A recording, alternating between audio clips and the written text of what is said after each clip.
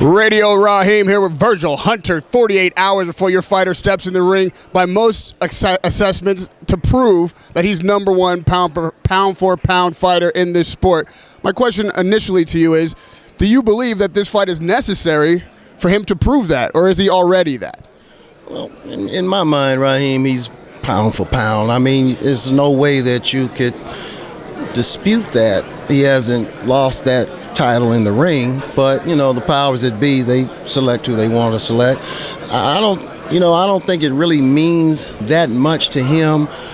I know he would like that, but if he doesn't get it, I don't think it's going to affect him because he understands how the whole thing works. Your press conference speech is definitely going to be watched and discussed, and it seemed really personal and emotional. Where does the emotion come from, and why at that moment did you feel it was necessary to talk about the money situation on the other side of the camp and all these things that seem to be, inside baseball, if you will? Well, here's the thing.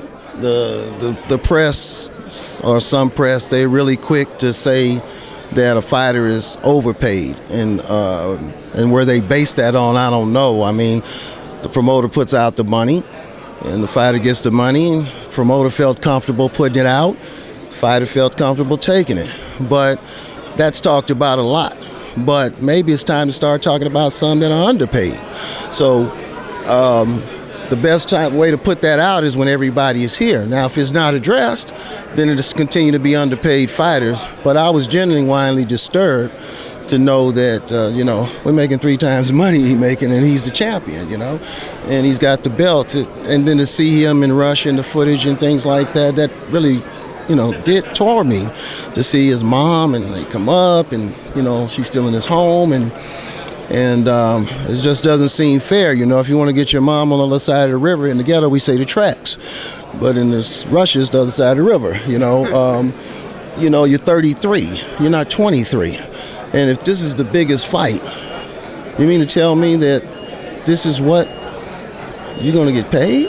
I don't get it, but maybe he's happy with it. So flatly, in your assessment, Sergey Kovalev is getting cheated by Main Event. Well, I didn't say he was getting cheated. You can't put words in my mouth. I'm just saying, take a look at it. I didn't use the word cheat at all. I didn't use the word.